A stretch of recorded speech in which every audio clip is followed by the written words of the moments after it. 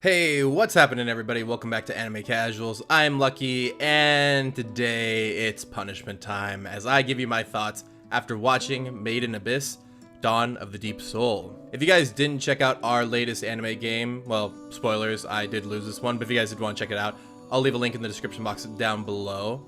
Also, before we go any further, if you have not watched Made in Abyss's first season, then a lot of this will be spoiler territory for you, since the movie follows directly after the season finale. However, I'm not going to spoil major plot points of the movie, so you don't have to worry about that part.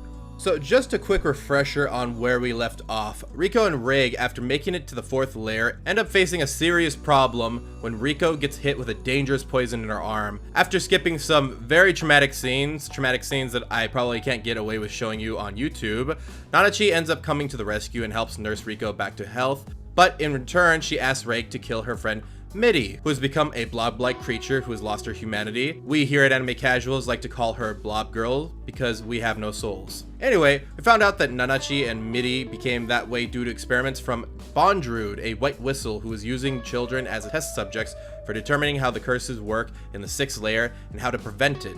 Just a reminder, each layer has a curse, and typically as you go lower into the abyss, the worse the curse is.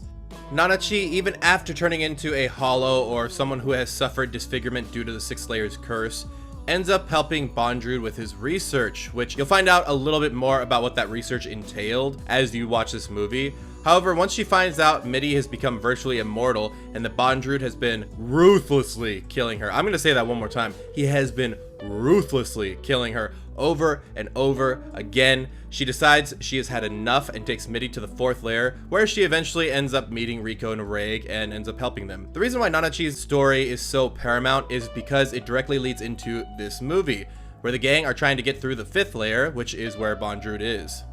Now, if you thought that Made in Abyss had some gruesome moments and are thinking, wow, I hope that there's more of that in this movie, well, first off, you're one sick motherfucker. And your hopes will have been realized because the brutality is still here.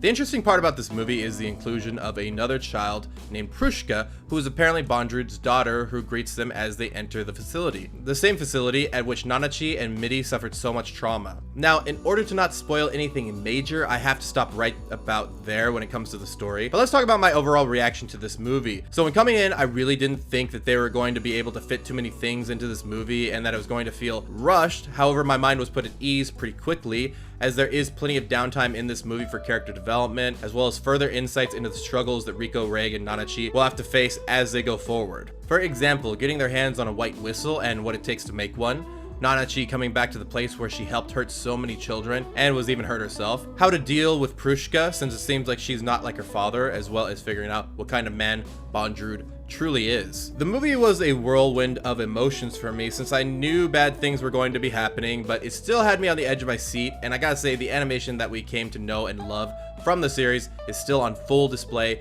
throughout this movie. Made in Abyss has always been unique to me in the sense that its main characters all feel mortal. Now, you might say that's pretty much every series, you know, no matter what you're looking at, but hear me out. When Riko got her arm poisoned, it's not like Nanachi just wagged her ears and everything was okay, although I will admit that would have been really cute and I would have liked that as well. Riko still had to suffer, and the suffering was conveyed in such a realistic way that it made these characters feel more human and remind us that these are just kids going on a dangerous adventure. Despite the fact that I may have been re-traumatized by this movie, I definitely don't regret watching it, and to be honest, I'm even more pumped now to see more Made in Abyss in the future. All in all, this was an A+ movie. I absolutely enjoyed it, but like I said, you're gonna have to watch the Made in Abyss, and I believe that some of the movies that they ended up releasing are actually kind of summaries for it, so you can pretty much watch the whole thing within maybe like 5 hours and be fine. Or you can watch the series, which I kind of recommend because that's how I did it. And I think that it gave a lot of the characters a lot of time to develop. But either way, definitely check out Made in Abyss, especially if you're into sick shit and traumatizing yourself. Anyway, guys, don't forget to keep it casual.